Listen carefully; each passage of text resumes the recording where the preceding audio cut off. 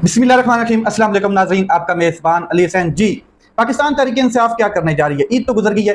इमरान खान साहब ने बिल्कुल क्लियर कैटेगोरिकल ये मैसेज दिया था तमाम पाकिस्तान तहरीक इंसाफ की जो बाहर क़यादत मौजूद है कि जब ईद गुजर जाए तो उसके बाद एक बड़ी तहरीक का ऐलान किया जाए। अभी तक किसी बड़े लीडर ने, जो पाकिस्तान तहरीक इंसाफ के ग्रैंड अलायंस में भी शामिल है, उन्होंने तहरीक का बाकायदा तौर पर ऐलान भी नहीं किया, ना कोई तारीख दी है, ना कारकुनान को किसी साइड पर मोबिलाइज किया है। कोई इसी किस्म का अमल दरामद नहीं हुआ इमरान खान साहब के उस पैगाम के ऊपर। इमरान खान साहब ने डिटेल ये चीज़ें क्लियर की थी कि अब सड़कें लाल होंगी, मतलब कि सर ही सर होंगे सड़कों पर, गर्म ही गर्म होगी, गर्मा गर्म सड़कें होंगी। ईद गुजर गई है और जो लाया अमल तैयार किया है फिर वो मुराद सईद ने तैयार किया है। बड़ा अहम तरीन उन्होंने डिटेल एक ट्वीट किया है जिसके ऊपर उन्होंने अपनी तमाम आगे की हिकमत अमली शेयर की है अपने कारकुनान के साथ। देखें, पाकिस्तान तहरीक इंसाफ का जो वर्कर है, कारकुनान है, वो ऐसे नहीं जैसे नून लीग के या पीपल पार्टी के जो अपने कायदीन को कुछ नहीं कहेंगे, उनकी गलत पॉलिसी पर उनको कुछ नहीं कहेंगे। पाकिस्तान तहरीक इंसाफ का वर्कर जो है वो बाशऊर है, इल्म रखता है, फहम रखता है, समझदार है, पढ़ा लिखा है। वो खींचता है अपने लीडर को, अपने नुमाइंदे को जिसने उसको वोट दिया होता है। जिसको कारकुनान ने वोट दिया है फिर वो मुंह भी छुपाते हैं जब उनका सामना नहीं कर पाते। आपको याद होगा जब अली अमीन गंडापुर की वो इश्तिहारात वाली अखबारात के अंदर छपे तो फिर पाकिस्तान तहरीक इंसाफ के कारकुनान ने उनको डिफेंड नहीं किया बल्कि रगड़ा लगाया उनको कि हाँ भाई जनाब आप ये क्या कर रहे हैं आप हुकूमत के खर्चों के ऊपर। तो यही बात है कि कारकुन जो है, वर्कर जो है, वो ये चाहता है कि हमने आपको वोट दिया इमरान खान साहब को रिहाई कराने के लिए, आप अपने शूले गर्म कर रहे हैं, आप अपनी कुर्सियां गर्म कर रहे हैं, आप अपने ओहदे एंजॉय कर रहे हैं, आप अपने एसी के नीचे ठंडी कर रहे हैं तशरीफात, तो आप जनाब क्यों नहीं इमरान खान साहब के लिए कोई बड़ी तहरीक नहीं चला रहे हैं? बिल्कुल सुनमुन बुकमुन उमयुम हुए पड़े हैं सारे, किसी तरफ से कोई जो एक उम्मीद की किरण नहीं नजर आ रही। वर्कर परेशान है और वर्कर कहते हैं कि मायूसी का एक आलम है। इस मायूसी के आलम में दो बड़े ऐलानात, एक जनाब मुराद सईद साहब का, वो मैं आपके सामने रखता हूं कि मुराद सईद साहब ने क्या कहा है।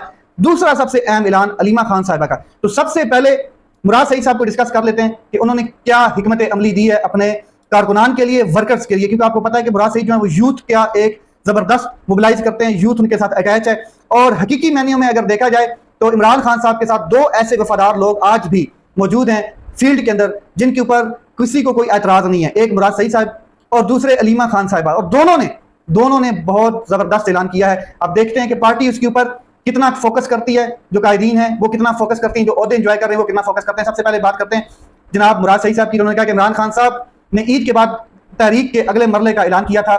केपीके के वो नौजवान जो एक साल बनी गाला और जमान पार्क कैंप में रहे और हम एक्टिविटी करते रहे और हम वहां पर रहे, तो इस मौका पर तमाम तर जबर जुल्म फसायत का मुकाबला भी वो करते रहे, कानून के लिए रास्ता क्लियर करते रहे। इंशाल्लाह 6 अप्रैल को इन जानिसाराने इमरान खान कन्वेंशन का इनकाद होगा, एक कन्वेंशन का इनकाद किया जाएगा और वो मुराद सईद ने तहरीक का अगले मरले का ऐलान किया है। 11 अप्रैल को सवात अपने हल्के के ग्रैंड जरगे से 2 निकाती झंडे इमरान खान और बुशरा बीबी समेत क़यादत कारकुनान की रिहाई और अमन की बहाली पर तफसीली बात करूंगा। अब क्या वो बाकायदा तौर पर बजाय आकर बात करेंगे या किसी वीडियो लिंक के जरिए बात करेंगे, ये देखना बाकी है। तहरीक इंसाफ के हर एहतजाज में शामिल नौजवान और काफिले लाने वालों को भी तैयारी का कह रहा हूं, कह दिया है। बल्कि इसके अलावा जैसे ही जामिया प्लान सामने आएगा आपको अमल दरामद होता हुआ दिखाई देगा। यानी कि मुराद सईद अब मैदान में आ गए भरपूर तरीके से। एक ट्वीट है और वो अपना प्लान बनाकर आया, ये नहीं कि उसको प्लान अभी उसने बनाना है। वैसे तो पाकिस्तान तहरीक इंसाफ के पास टाइम ही बहुत था, पूरा रमजान से पहले भी 1 महीना आराम से टाइम बना सकते थे, आराम से प्लान बना सकते थे और नहीं बना पाए। मौलाना फजल रहमान साहब के जो एतराज़ात अभी तक उनको ही नहीं क्लियर कर पाए, उन्हीं के साथ अभी अटैच नहीं हो पाए, उनको अपने साथ नहीं मिला पाए, अभी उनके एतराज़ात बाकी हैं। आगे चलते हैं। कराची और सिंध के हवाले से उन्होंने बात की कि जो नौजवान है उनको पार्टी से मुशावरत के बाद 1 हफ्ते में प्लान देने की हिदायत कर चुका हूं, कल इनका तफसीली लाया अमल जो है वो मौसूल हो जाएगा। बलोचिस्तान के तमाम साथी पुरअमन एहतजाज करने वाले बलोची अवाम के साथ खड़े हैं और इनको एहतजाजी जो मार्च है उसमें इस्तकबाल करने की हिदायत दी गई है कि जो एहतजाजी मार्च होगा ये लोग उसका इस्तकबाल करेंगे। पाकिस्तान तहरीक इंसाफ क़यादत भी बलोचिस्तान मार्च जो है उसमें शरीक हुई। इमरान खान के नजरिए और हिदायत के मुताबिक क़यादत और कारकुनान इंशाअल्लाह हर मजलूम के साथ खड़े होंगे। पंजाब की तरफ अभी उन्होंने बात की कि पंजाब में जिस तरीके से 23 मार्च को निकले लोग, इससे एक बात वाज़ेह हो गई है कि कारकुनान तैयार हैं और खवातीन जिस तरीके से मुतहरक होकर इनको लीड कर रही हैं, इनका यह किरदार मिसाली और काबिल फ़ख्र है। इसके बाद उन्होंने कहा कि नॉर्थ पंजाब के नौजवानों को फ्लैश प्रोटेस्ट का जो सिलसिला है जारी रखते हुए तहरीक इंसाफ के अगले मरहले की तैयारी पर फोकस रखने का कह दिया है।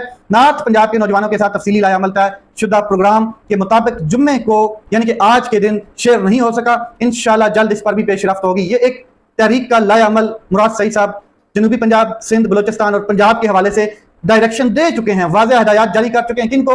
जो यूथ है, जो मुराद सईद और पाकिस्तान तहरीक इंसाफ के साथ अटैच है, इमरान खान साहब के नजरिए बयानिए के साथ अटैच है, उनको ये मैसेज पहुंच चुके हैं और वो अपना लाया अमल तैयार करके, अपना लाया अमल एक तैयार करने के बाद जो है वो मुराद सईद को डिटेल बता दी जाएगी कि हम अब भी जामिया प्लान किस तरफ लेकर जाना है। आगे चलते हैं जी। अमन तहरीक के लिए, जो पुरअमन तहरीक है, उसके लिए भी इंशाल्लाह अगले हफ्ते केपी के तमाम कबीलों का जरगा बुलाया जाएगा।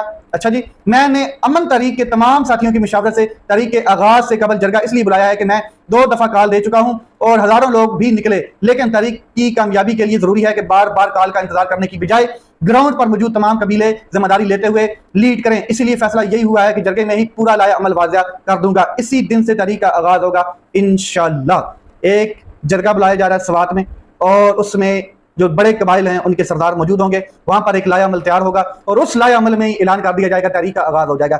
मुराद सईद ने तो अपना जो हुक्म का इक्का है वो फेंक दिया है, शो करा दिया है, आखिरी कार्ड है या पहला कार्ड है जो भी है। लेकिन जो क्यादत इस टाइम इंजॉय कर रही है, ओहदे इंजॉय कर रही है और स्टेटस इंजॉय कर रही है, प्रोटोकॉल इंजॉय कर रही है, उसने अभी तक कोई परफेक्ट किस्म का लाया अमल बना के कौम के सामने नहीं रखा। पाकिस्तान तहरीक इंसाफ के रहनुमा जितने भी हैं उन्होंने अभी तक, जो पाकिस्तान तहरीक इंसाफ के कारकुनान हैं, वर्कर्स हैं, उनको मायूसी से नहीं निकाला, उनके सामने कोई हिकमत अमली नहीं सामने रखी। तो इसी तरह अलीमा खान साहब जो है वो बड़ी खुल के सामने आई हैं। उन्होंने कहा कि 8 अप्रैल को हमारी इमरान खान साहब से मुलाकात ना करवाई गई, जुमेरात को नहीं करवाई गई। अब 8 अप्रैल मंगल की जो डेडलाइन है वो उन्होंने दी है, ना करवाई गई तो फिर अडयाला जेल के बाद धरना होगा, फिर हम वहां पर बैठ जाएंगे और जब तक मुलाकात नहीं करवाई जाएगी तब तक हम वहां पर बैठेंगे। हमारी आखिरी जो मुलाकात है इमरान खान साहब के साथ वो 20 मार्च 2025 को करवाई गई और इसमें भी जो ज्यादा टाइम जो है वो हमें नहीं दिया गया, उनका ये कहना था। और अब उन्होंने कहा कि 3 हफ्ते के बाद अगर हमारी मुलाकात ना करवाई गई तो फिर इंशाल्लाह हम वहां पर धरना देंगे, प्रोटेस्ट करेंगे। अलीमा खान साहब भी 8 अप्रैल को इमरान खान साहब से मुलाकात ना करवाने पर धरने की बात कर चुकी हैं। बड़ी कॉल है वो भी एक किस्म की। और दूसरी तरफ मुराद सईद 6 अप्रैल को निश्तर हॉल पेशावर में आइंदा के लाए अमल के हवाले से अहम तरीन कन्वेंशन करने जा रहे हैं और एक जरगा भी बुला चुके हैं स्वात के हल्के में। तो देखते हैं ये चीजें किस तरफ जाती हैं। और इससे आगे एक और चीज मैं आपके साथ शेयर करने जा रहा हूं।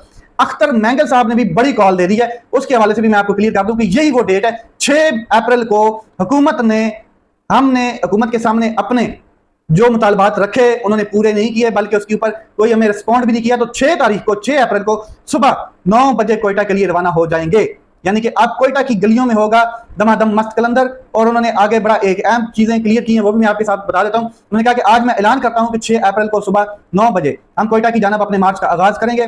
हमने इस नाअहल और जाली हुकूमत को बार बार समझाने की कोशिश की, मगर उन्होंने हमारी बात सुनना तो दूर, तस्लीम करना भी गवारा नहीं समझा। अब हमारी आवाज कोयटा की गलियों में गूंजेगी। हमारा मार्च पुरअमन है और अगर इस पुरअमन एहतजाज पर कोई कानूनी मतलब कोई ऐसी खिलाफ वर्जी कार्रवाई की गई तो इसकी तमाम जिम्मेदारी एस्टैब्लिशमेंट इंतजामिया पर आयद होगी, हुकूमत पर आयद होगी। मैं हर बलोच पश्तून से अपील करता हूं कि वो हमारे साथ, हमारी बहनों के साथ शाना बिशाना खड़े हों। बड़ी अहम स्टेटमेंट अख्तर मैंगल साहब, उन्होंने कहा कि मैं तमाम सियासी जमातों, कबाइल, अमादीन, नौजवानों, उसके बाद बुजुर्गों, मर्दों, औरतों से अपील करता हूं कि अब वक्त आ गया है कि हम दुनिया को और इन लोगों को जो बैरकों के पीछे छुपे हुए हैं, बैरकों के पीछे कौन छुपे हुए हैं आपको पता है, बता दें कि हमारी माओं और बहनों पर हाथ डालने का अंजाम क्या होता है। हम पीछे नहीं हटेंगे। अगर हमें गिरफ्तार किया गया तो हम फिर से उठेंगे, अगर हमें शहीद किया गया तो हमारी अगली नस्ल हमारी जगह लेगी। कोई धमकी, कोई ताकत, कोई जबर, कोई शख्स हमें रोक नहीं सकता है। 6 अप्रैल को सुबह 10 बजे हम कोयटा की जानब मार्च को लेकर चल पड़ेंगे, अपना आगाज कर देंगे। ये इंसाफ के लिए मार्च करेंगे, हम अमन के लिए मार्च करेंगे, हम अपने भाइयों के लिए मार्च करेंगे और हम सबसे बढ़कर अपनी माओं, बहनों और बेटियों की इज्जत के लिए मार्च करेंगे। ये तीनों डेट्स बड़ी अहम है। अब दंगल तो होना ही है, एक तारीख तो चलनी ही है। अगर अब पाकिस्तान तहरीक इंसाफ ये सोचती रह गई, या जो इसके जो ऐसे कायदीन हैं जैसे अब जुनैद अकबर साहब हैं, इनको ये बाकायदा तौर पे ऐलान करना चाहिए था, जिनको सदारत दी गई केपीके की, जो पाकिस्तान तहरीक इंसाफ की लीडरशिप की है, और सलमान अकरम राजा जो सेक्रेटरी जनरल है, इनको करना चाहिए ये वाला ऐलान जो मुराद सईद ने किया है। उसके अलावा जो अलीमा खान साहबा ने किया है, ये ऐलान इनको करना चाहिए। फिर बैरिस्टर गौर साहब कहाँ हैं जनाब, किधर हैं?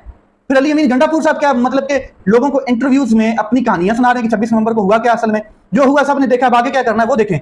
अच्छा, फिर अपने जो उनके साथ लोग हैं, कलीग्स, उनके ऊपर इल्जाम लगा रहे हैं या उनको मतलब की चीजें कह रहे हैं कि वो सीएम के लिए ठीक नहीं था, मैं ठीक था, मैं मंजूर नजर था, वो नहीं था, मुझे बिशरा बीबी ने सामने बिठा के कहा कि आप ही सीएम है हमारे केपीके के, और इमरान खान साहब ने कहा कि मैं इसको सीएम बनाऊंगा। और तैमूर झगड़ा साहब हैं, उनके हवाले से मुझे पहली खबर आ चुकी थी कि जनाब ये जो है वो शख्स कंप्रोमाइज है, ये किसी और का नुमाइंदा। ये बातें करने का टाइम नहीं है, इसके लिए आपको टाइम दिया जाएगा तो हम आपको पूरा टाइम देगी। अब जो आपको वोट दिया गया, मेरा वोट, किसी का भी वोट, वो आपको इसलिए दिया गया है कि आप इमरान खान और बुशरा बीबी पे फोकस करें, जो लीडर है पाकिस्तान का उसके ऊपर फोकस करें। आप ऐसे नहीं कर सकते हैं कि आप आपस की छोटी छोटी लड़ाइयां दिखाएं, यदि पार्टी में ये लड़ाई चल रही है, ये लड़ाई चल रही है। पार्टी का वर्कर जो समझदार है और समझता है चीजों को। अब तैमूर जगरा साहब हैं, वो भी ये आगे से कह रहे हैं कि जी जो अली अमीन गंडापुर के असासे हैं वो तकरीबन 10 करोड़ हैं, जो डिक्लेयर की शुदा असासे हैं।